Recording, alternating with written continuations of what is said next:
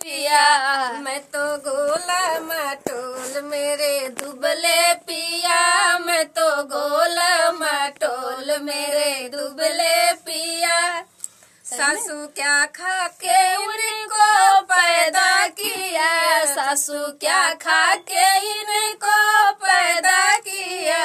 मैं तो गोला मटोल मेरे दुबले पिया, मैं तो गोला मटोल मेरे दुबले पिया। जब हवा चले मोरा डरे जिया, जब हवा चले मोरा डरे जिया।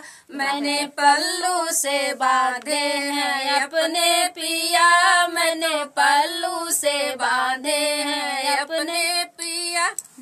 मैं तो गोला मटोल मेरे दुबले पिया, मैं तो गोला मटोल मेरे दुबले पिया।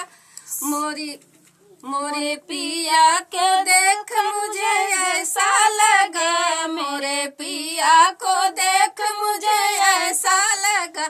जैसे बेलन से रोटी हो बेलन पिया, जैसे बेलन से रोटी हो बेलन पिया। मैं तो गोला मटोल मेरे दुबले पिया, मैं तो गोला मटोल मेरे दुबले पिया।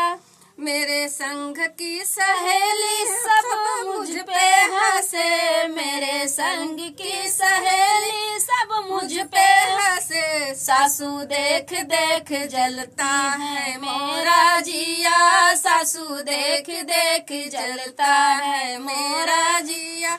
मैं तो गोला मटोल मेरे दुबले पिया, मैं तो गोला मटोल मेरे दुबले पिया। बस। तो फ्रेंड गीत कैसे लगा?